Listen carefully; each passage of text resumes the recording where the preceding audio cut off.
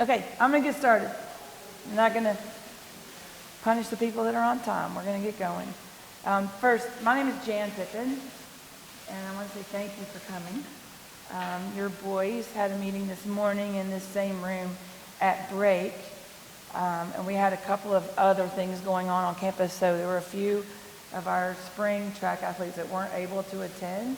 But the cool thing is there were 77 in this room this morning, with some of the freshmen at a freshman speech meeting and some of the older guys at a World War II history trip meeting. So looks like we're going to maybe be pushing 90 or 95 kids on the track team this spring, which is really, really exciting. I keep telling them, bring friends, bring friends. So I think they are. So my name is Jan Pippin, and I'm going to run through a list of the names of the coaches that are going to be spending time with your boys on the track this spring. Jamie Redmond is the associate head with me, so he's my partner in crime, and I'm pretty thankful for him. He works with sprinters and relays, and he is doing our strength training in the weight room. He's an excellent strength coach, and so he's doing all the strength training in the weight room. We all oversee that, but he writes the workouts. And then I'm going to say the rest of these names in alphabetical order. Wynn Bassett, Tom Cirillo, Will Naramore, Brad Perry, Robert Pruitt, Roderick Russ, Susan Russ, Chris Sanders, and then we're blessed to have a group of people who do all of our meet management for us. They do all the timing, they do all the meet entries, and so that is Bill Compton heads that team up, and David Deutsch works with him, and Casey Bray, Dr. Casey Bray is going to train with them and work with them this year. So we're pretty lucky that we get to coach at the track meet and not have to do all that other stuff, because not very many places does that happen. So I'm pretty thankful for all of those people.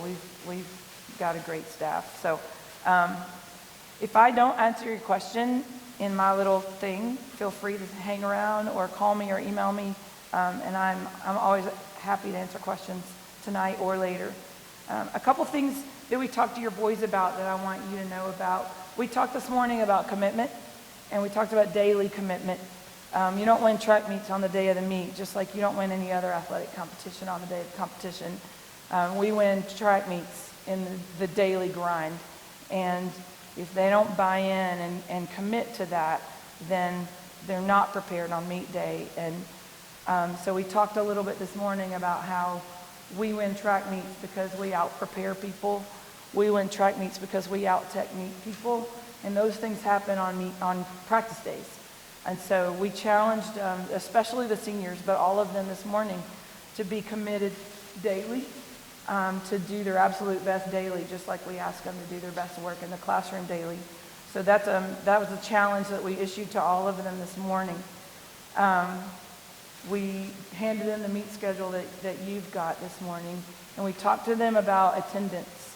If they need to miss practice, I asked that they email us. I'm responsible for their well-being after school. And so if I don't know where they are, I have to stop what I'm doing and go find out where they are to make sure that they're safe. That's my responsibility to you. And if I don't, and then something's happened to them, then that falls on me, and I would never get over that. So I do stop what I'm doing and go find out where they are. So it's much easier on me if I already know when they're going to have to miss practice for some reason. I've stressed to them to try to get their haircuts after practice. I've mentioned to the seniors this morning to try to do their tux fittings on the weekends or after practice. They always seem to think that there's no other time to go try on their tux except for 3:45 on the day we're trying to do relay exchanges, and my whole relay team leaves to go try on their tuxes. So if you can plan ahead with that kind of stuff, that would be amazing. And if they have to do something during practice, please be sure that they or you communicate with us so that I'm not taking time off the track when I should be with everybody else trying to make sure that someone is safe and where they're supposed to be. That's just that's something I'm kind of hard on them about. So it would be great. Something else that if they sign out in the middle of the day and go home sick, we don't get a notification in the high school that they have signed out. So I have asked them, and I'm not going to fuss at you, but please let me know you went home. Because again, I'll go looking for them, not knowing that they're already at home in bed. So if you could remind them, or if you could help me with that, so that I know if they're not on the attendance in the morning, and I think they're at school and then they go home. I don't have any way of knowing that each day. So if you could help me with that, that would be great. Goals.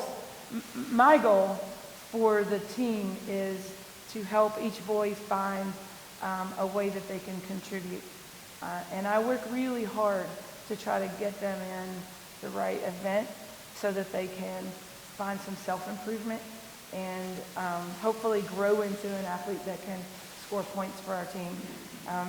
Oftentimes on our track team, we develop those kids over a lot of years, and sometimes as a freshman they don't help us very much, but they buy in and they stay committed, and by the time they're older, they're scoring points for us.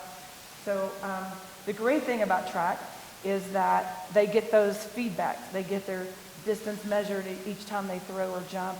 They get their time measured each time they race. And so we can see their individual improvement, even if they're not throwing far enough yet or running fast enough yet to score points for us. So we encourage them to set some individual goals. Sometimes those are a technique goal. Sometimes there's something going wrong in their technique that they can correct. Sometimes it's a goal, maybe they're a miler, but we need to get through the 1200 a little faster in order to put ourselves in position to reach our mile goal. So sometimes our goals are some kind of time split in the middle of a race and not necessarily the end of the race, because maybe they're not strong enough to finish yet. So we'll talk to them a lot about their goals. But my goal is individual commitment and individual improvement, so that all of their confidence levels grow as athletes. We have guys out for a variety of reasons. Some of them love track. Some of them are trying to get faster for another sport. Some of them don't really know where they fit in at this school yet, and we just take them all where they are and try to help them find a home on the track. And the boys are really good about being inclusive, so we work really hard to have that kind of an environment. Our daily schedule. If your son does not drive yet, we are, especially this time of year, we're always done by 5:30, usually by 5 o'clock this time of the year. So if your son does not drive and you're picking them up, that might help you with what time they would be ready to go home. As we get more daylight outside and the weather breaks, we might spend some more time working on technique. Maybe the days we're working on throwing and starting blocks and high jumping, we might stay outside a little longer as we have more daylight. And I will try my best to communicate that to you if our day starts to stretch out. But right now, even when they lift weights after they run, we're almost always done by 5 or 5:15. So that should help you with knowing what time to expect them home if they're driving. When we have a track meet, our goal is to be done by dark. We race the sun going down a lot of times and try to get done by dark. So a track meet day does look a little bit different than practice. But our weekly meets, we try to get everybody off the track by dark. So maybe 7, are you thinking, put through it? Before dark. Yeah, 7 o'clock, 6:30 or 7. Our weekly meets, that's our goal. We try to keep the number of teams that come to a manageable level so we can have a good competition but still keep the meet moving. So the weekly meets that you see there, mostly Wednesdays, those are the meets that I'm referring to. When we have an invitational meet like Doug Hall Relays, that has 2 days listed, April 8 and April 9. April 8th is just pole vault and discus, and that would be after school on that Friday afternoon. April 9th is an all-day thing. So we have a few invitationals that are all day. The Doug Hall Relays is all day. The Highland Games on April 1st and 2nd is the same kind of deal, where some of them will be at the track all day long. When we get to the city championship, or the Metro City Championship, April 19, 20, and 22, That one lasts a little bit longer. They aren't all involved each of those days, but those are longer days. We are not done by dark. So I'll try to do my best to communicate the times and the schedules as those come up. But I just want to give you an idea of what to expect on days like that. The way we meet as coaches weekly to decide how our team is the most competitive at the track meet, and oftentimes, especially early in the year, your sons will be in multiple events. We use those meets as part of their training. So sometimes we put them in races that are intentionally too close together, knowing that they're not going to have enough recovery time. And that's on purpose because we want them to race again when their heart rate is still up. So sometimes they're going to come home telling you that we've lost our minds and there's no way possible they can do what we're asking them to do. But we do treat those Wednesday meets. We train through a lot of those meets. We sometimes will lift weights on Tuesday and they're going to be sore on Wednesday. We know that because our goal is to be fast and strong and fresh in May, not in March. And sometimes the boys lose track of that. But just kind of know that we put them in a variety of races. Sometimes that's, again, to use it as training for them. Sometimes it's to figure out how we're the strongest for when our big meet season gets to us at the end. So that we'll move the boys around in different events. Sometimes they, have one that they like that they will ask to go back in multiple times. But if you see that happening, we're just kind of testing the waters and making sure we're strong and ready when the big meets come at the end of the season. I try to email all that information out to you and them, but it's a lot, so if I forget, bear with me. I told them this morning that our school rules say that when they're in the weight room, they're supposed to have on NBA gear. It's hit or miss whether that rule is actually enforced in the weight room, but I told them to have on NBA gear so that when we go in the weight room, they don't run the risk of getting some coach coming up to them because they're not dressed properly. So it doesn't have to say NBA track. It just has to say, NBA something. I'm sure they have thousands of shirts at home. So just as long as they're in some NBA gear at practice, that would be great. I have been on the sprinters all winter about being prepared. And so they did a pretty good job last week when it got really cold because the week before they did not do a very good job. But I've told them we go outside when it's cold, we go outside when it's raining, we go outside when it's hot. And they cannot trust the weatherman because we live in Nashville. So I've told them to be prepared every day and that they don't get to decide what to wear outside. They come outside in shorts and a t-shirt and pants and a hoodie. And then we warm up, and then if it's warm enough, we shed clothes after that when we start running our workout. But they are supposed to come out in full gear every day. Now, the distance team sometimes does something a little bit different than that. If they're going to go on the road right away and they don't have anywhere to throw their clothes in a bush, they'll sometimes come out underdressed because they're going to go right out on the road. But the sprinters and the throwers come out in full gear every day, and then we take clothes off as that becomes appropriate. I've told them to have a hat and gloves every day, and I've told them to have a water bottle every day. So those are all things that you can help them with. We went outside last Friday, two Fridays ago. It was 38 degrees and snowing, and we went outside to warm up, and they're standing out there shivering. And I let them go through the whole warm up as my blood pressure raised.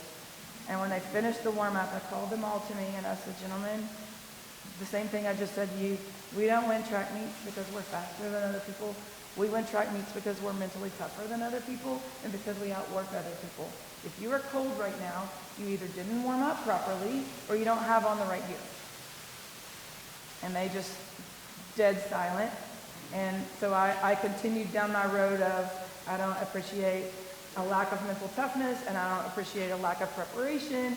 And I went on and on and on, and then I marched off towards the building, and they all followed behind me like little ducks, not saying a word because they knew I was angry. And when we got to the steps, two of our seniors stopped the whole team at the steps and said, Miss Pippin, what is the workout? Because this team is going to run the workout today. And they turned around and they went back to the track. So I was really proud of our seniors for stepping up. That was a really big moment for our seniors already. But what was even better is this week, they all came with the right gear. So yesterday, they were all dressed. So, but if you could help me with proper gear, that'd be great. Coach Pruitt talked this morning about that they need new shoes. If they're in the same shoes they had during cross-country season, it's time for a new pair of shoes. The outer part of the shoe is not what we're concerned about. When they put in a certain amount of mileage on their shoe, the support system breaks down. And then you're putting your knees and your shins and your ankles in jeopardy of just overuse injuries that can be avoided if they're in a good pair of shoes. So if they're wearing the same pair of shoes they've been wearing for a year, or even really one season, it's time for new shoes. So that's one thing we can control to keep them from being injured. So we mentioned that to them this morning. How can you help? You can help by being here. It's really important to them that you're here. So if you're able to see them compete, please be here when the gun goes off. It really makes a difference. They might talk badly to you, but it matters that you're here. And something else is, especially with the younger ones, if you can pick them up pretty soon after practice ends, they are very tempted when they have free time.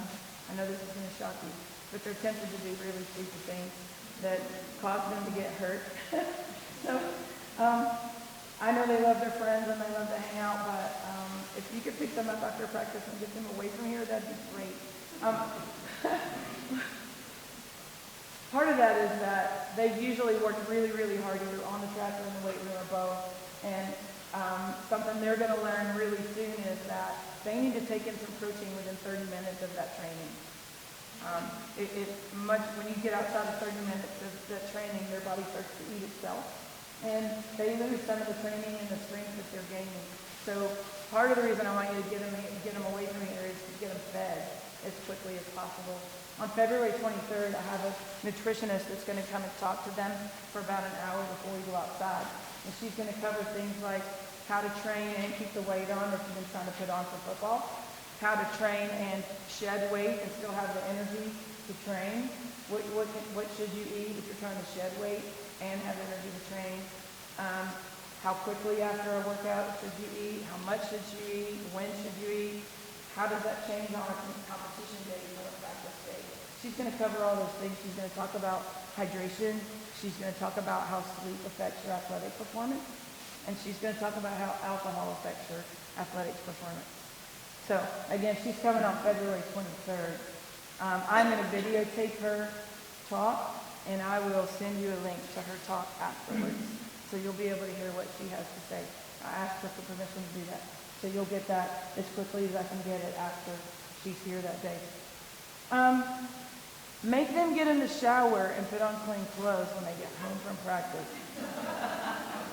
Please, make them have some self-pride and get out of those nasty, sweaty clothes, because I know what they smell like when they leave here. So make them go get in the shower and take some pride in themselves before they sit down and eat and have homework. Encourage them to eat properly, especially if there's somebody who's trying to either shed weight or gain weight. You know, I shudder when I look at some of their plates in the cafeteria. I guess if they care about it enough, they'll do it right. So hopefully, when the nutritionist talks to them and it's not me barking at them, maybe they'll listen. If you can get them to have enough sleep, that would be great. I know sometimes it's just not possible with the amount of homework they have, but if you can encourage them to put the phone away or put the video games away or get in bed and take care of themselves, it really does have an effect on their athletic performance and their academic performance. So sleep matters. A couple other things of ways you can help.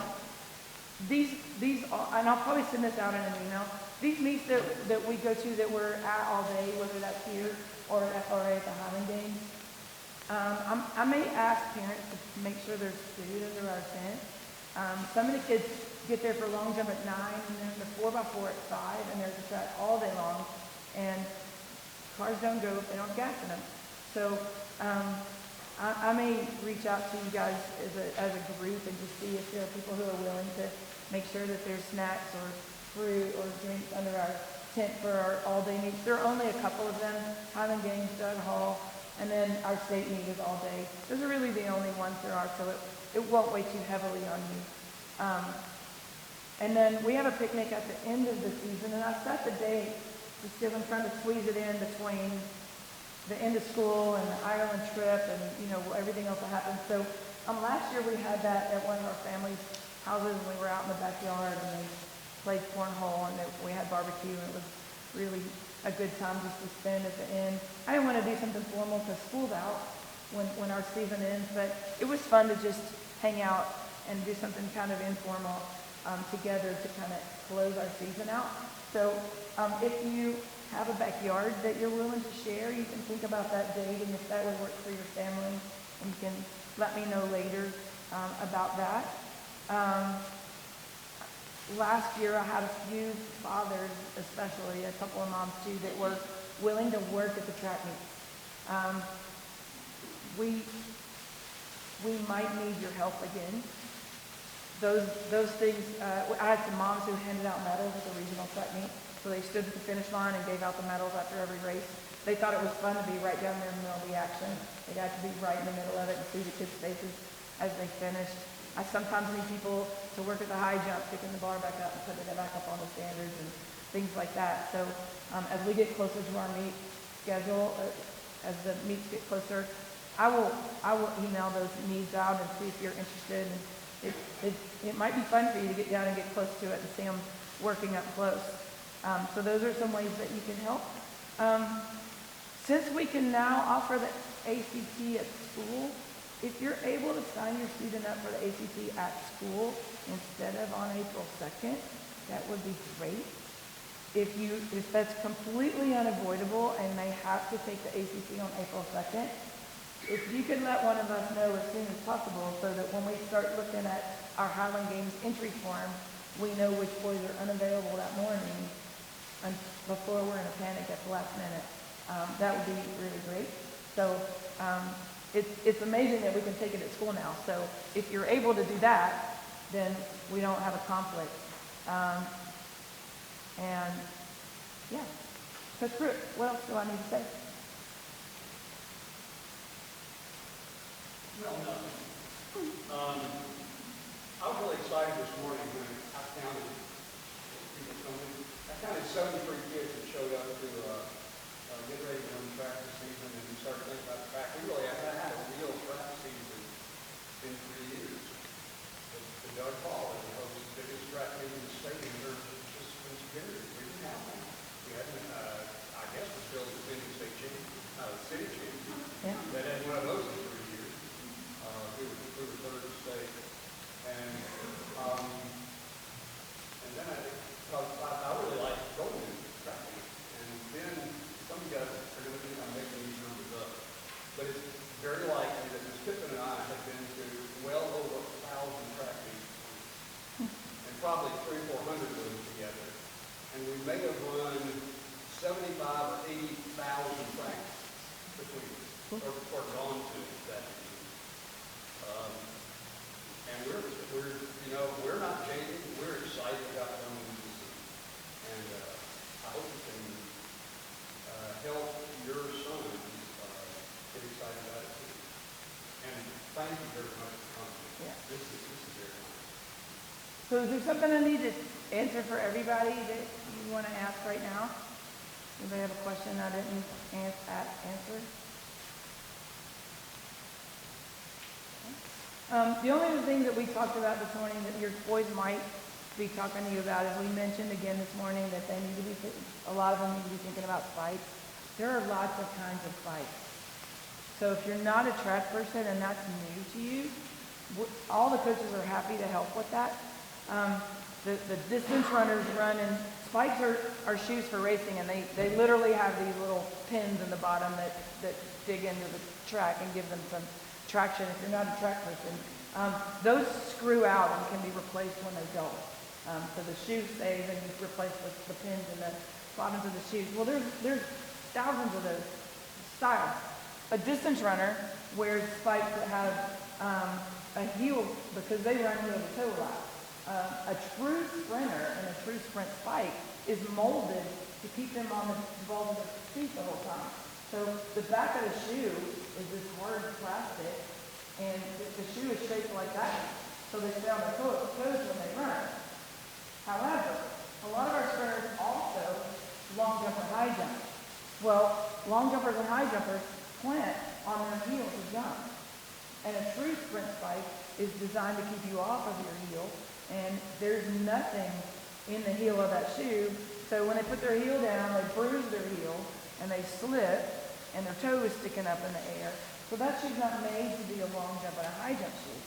So what I've told a lot of our sprinters is, if they are new to this, if their foot is still growing, if they're not really sure yet, and they want one shoe that can do lots of things, they need to look at a 400 meter, 800 meter kind of shoe that has a little bit of a heel cushion. It still has the spikes and the toes of it. So they could use one shoe for multiple things instead of, like, college and pro athletes have a different pair of shoes for every race.